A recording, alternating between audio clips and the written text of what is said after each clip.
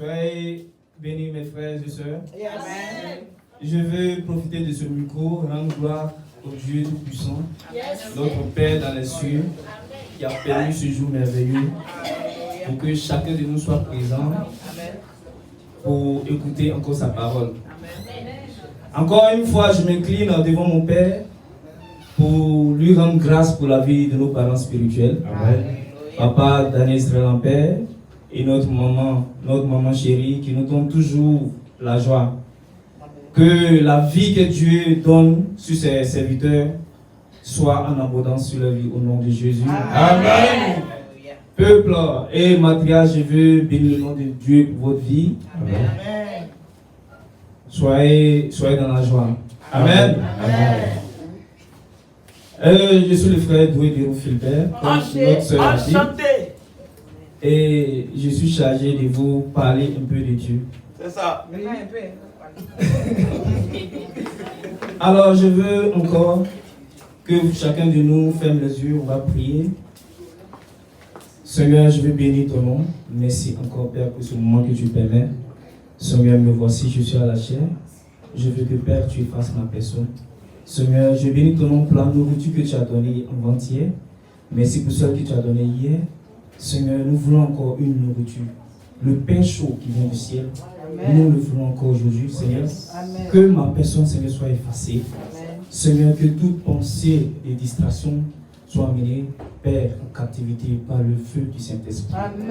Amen. Amen. Donc, mon thème, le grand thème, c'est onction fraîche. Et mon sous-thème, c'est comment briser, comment le brisement favorise le maintien de l'onction sur notre vie. Selon 1 Pierre 5, verset 5, et 1 Corinthiens 4, verset 17, et 1 Corinthiens 16, verset 10. Amen. Amen. Comment le brisement favorise le maintien de l'onction sur notre vie. Je vais commencer par définir l'onction.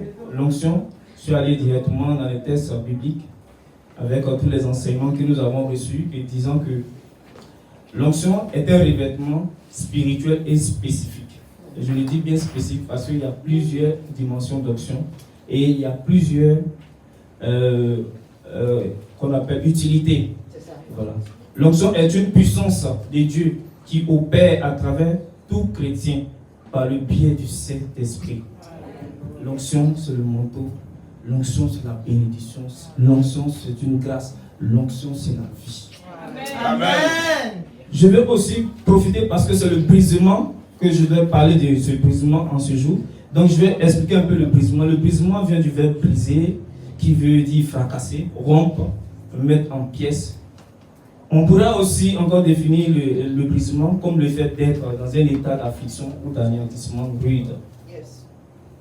Donc, nous allons partir avec le premier verset, mon texte de base, 1 Pierre 5, verset 5. De même, vous qui êtes jeunes, soyez soumis aux anciens, et tous, dans vos rapports mutuels, revêtez-vous d'humilité, car Dieu résiste aux orgueilleux, mais fait grâce aux humbles. Alléluia. Amen. Il dit de même, vous qui êtes jeunes, soyez soumis aux anciens. Nous devons être soumis aux anciens. Les anciens ici, ce n'est pas forcément une personne qui est vieille. Une personne à qui Dieu a donné la connaissance.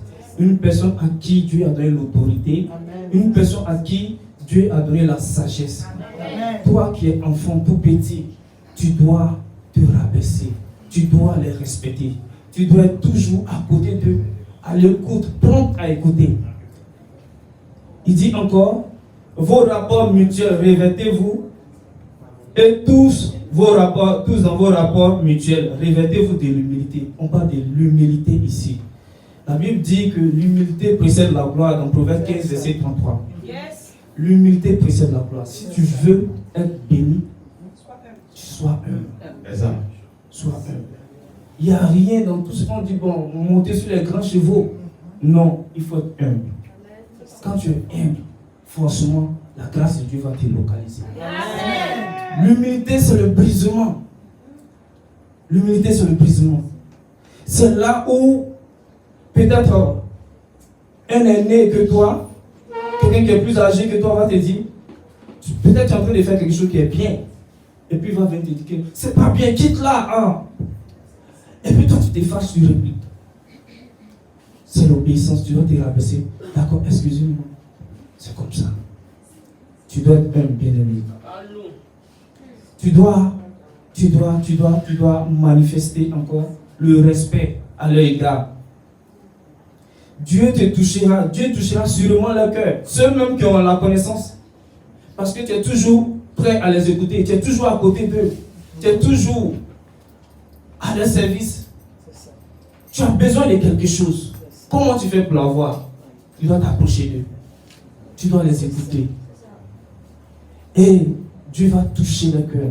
Ce dont tu as besoin, Dieu va passer par eux pour t'accorder cela. Amen. Amen. Amen. Je déclare que tu sois humble. Au nom de Jésus. Amen. Amen. Amen. Le brisement est indispensable. Il aide l'enfant de Dieu à crucifier sa chair pour atteindre la stature de l'homme fait à l'image du Seigneur Jésus-Christ. C'est ça.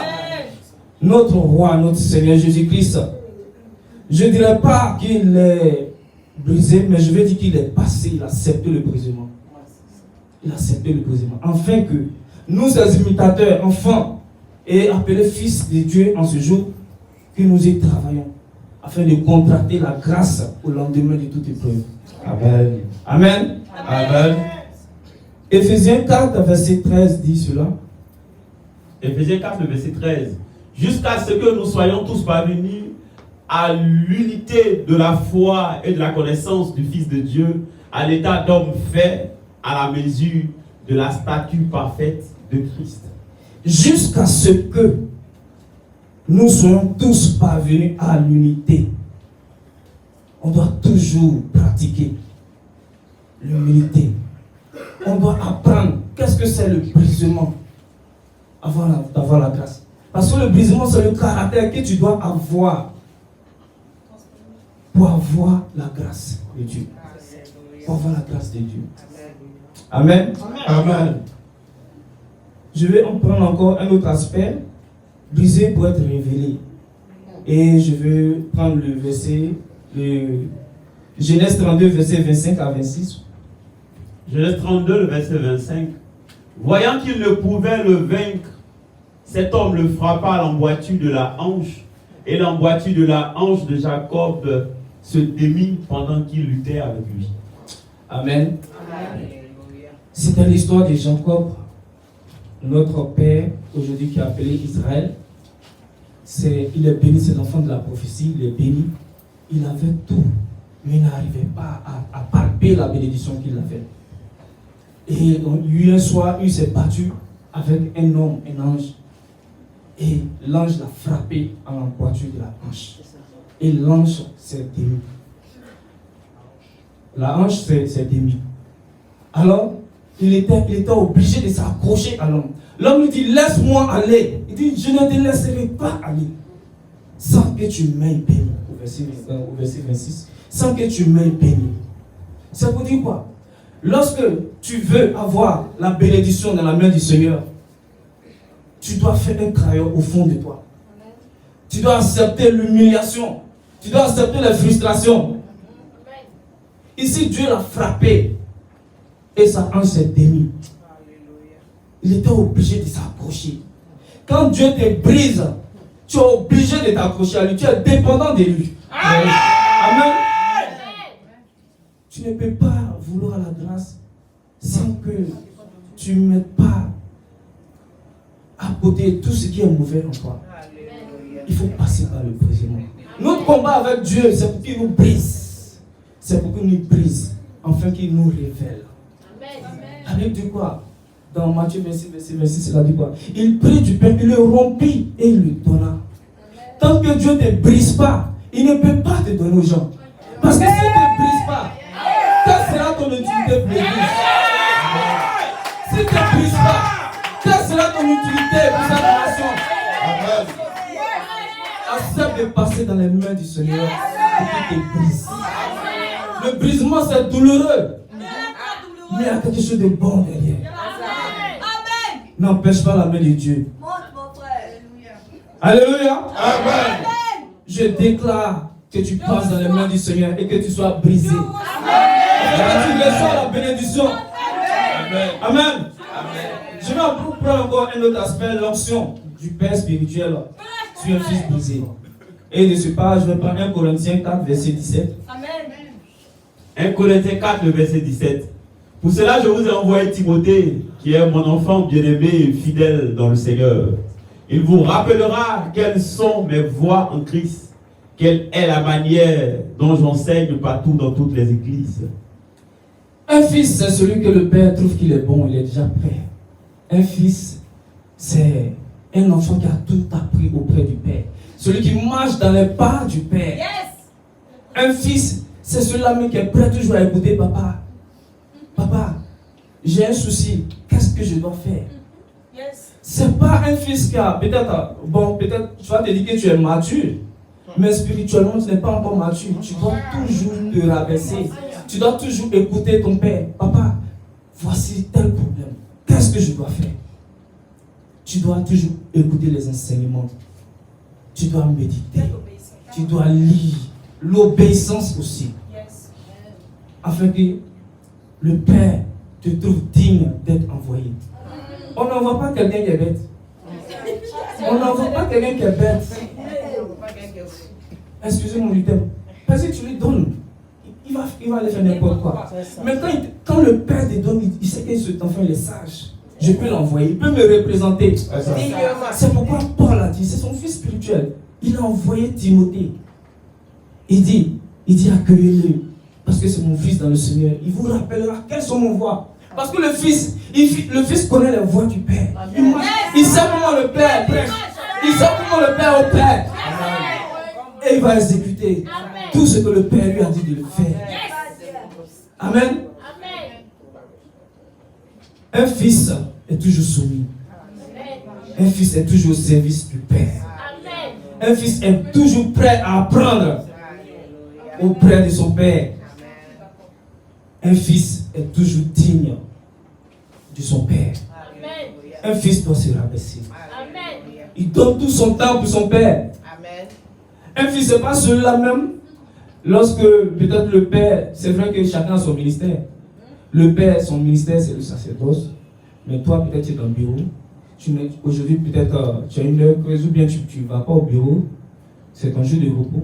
Qu'est-ce que tu fais? Est-ce que tu vas te rapprocher du Père? Papa, aujourd'hui je suis là, mais quelle sera mon utilité auprès de toi? C'est ça. Pas nous. Bien aimé, c'est ça le brisement. Le brisement, c'est quand toi-même tu t'offres pour que Dieu te brise. Amen. Tu peux venir, puis le Père va dire, assieds-toi là. Aujourd'hui, je n'ai rien à te dire, mais il faut t'asseoir, tu ne fais rien. Assois-toi là. Jusqu'à ce que je descende, on est ensemble. C'est ça le brisement. Le brisement par la promptitude à écouter sans préjugés. 1 Corinthiens 16, verset 10. 1 Corinthiens 16, le verset 10. Si Timothée arrive, faites en sorte qu'il soit sans crainte parmi vous, car il travaille comme moi à l'œuvre du Seigneur. Ici encore, c'est toujours Timothée qui est envoyé par Paul. Je ne vais pas trop pencher sur Timothée ici, mais je vais parler au peuple. Timothée va vers qui? Il va vers le peuple. Le Père n'est pas là. C'est le Père qui a envoyé Timothée. Vous l'accueillez comment? Aujourd'hui, je viens. Ah, qui prêche aujourd'hui? Ah, c'est Philbert, oui. Ah, je viens, on m'appelle. Je vais exécuter une cuisse rapidement.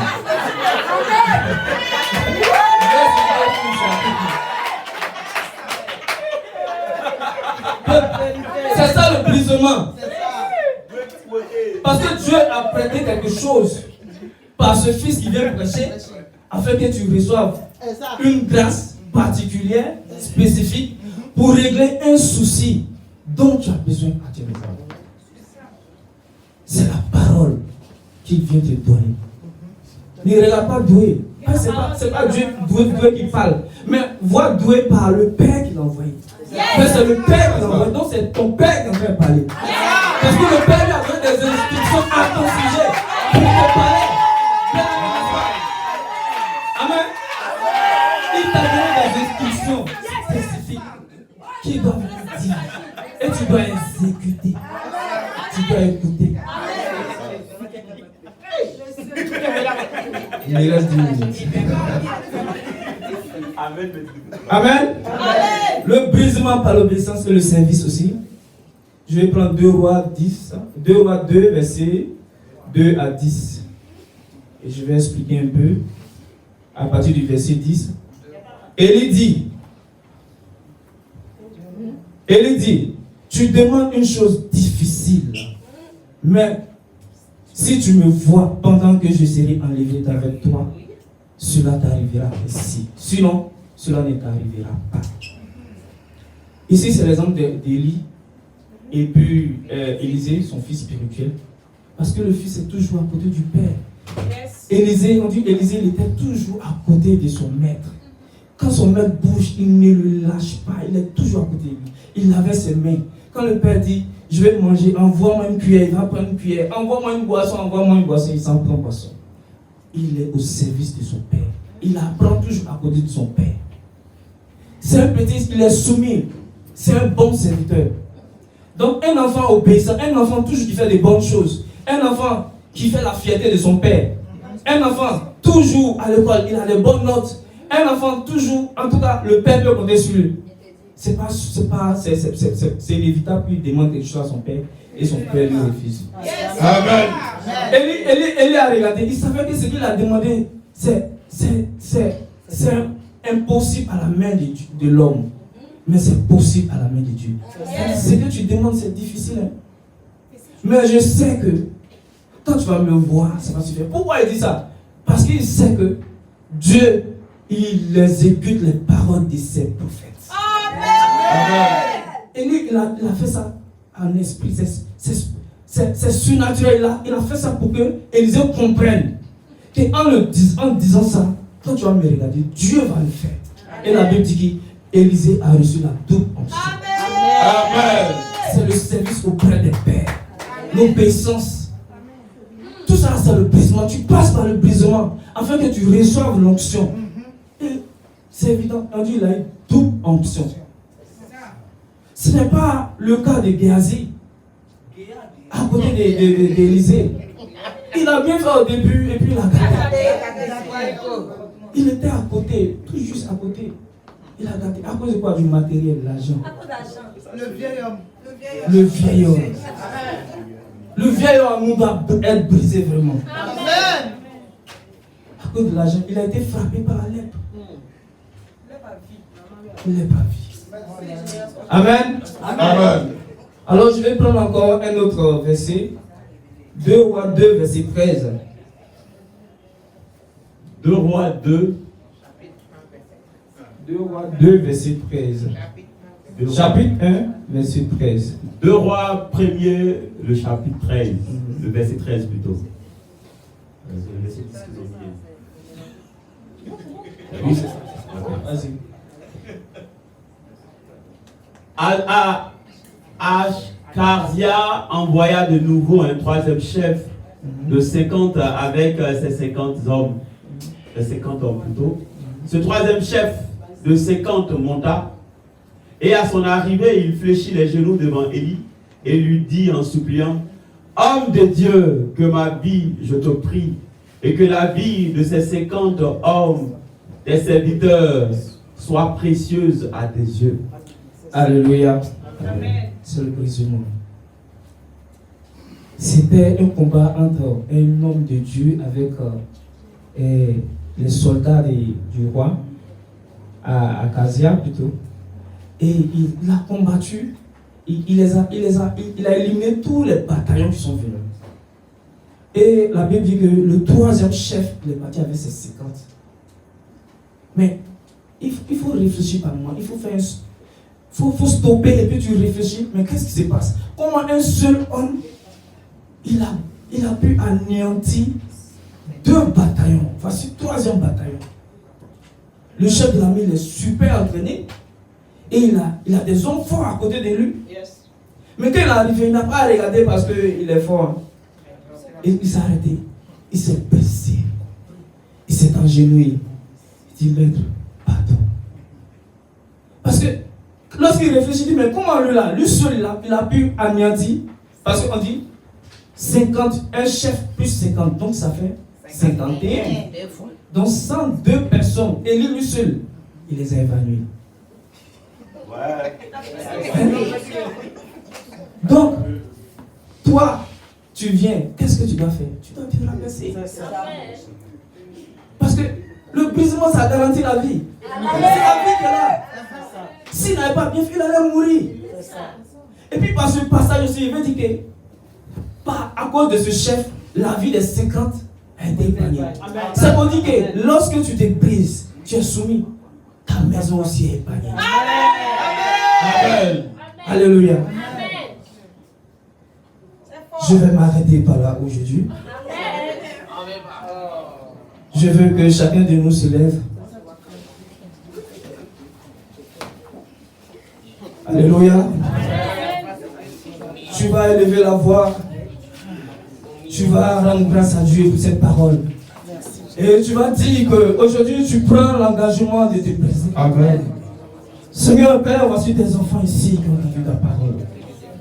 Seigneur, ici, quelqu'un qui n'est pas brisé, je te prie, Père éternel, de le prendre, éternel mon Dieu, et de le rendre comme tu as rempli le pain, afin que tu puisses le révéler, afin qu'il soit une utilité pour cette église, éternel mon Dieu, afin qu'il soit une utilité pour cette nation, Seigneur, pour impacter, Seigneur, Père éternel, les nations dont tu l'as envoyé vers.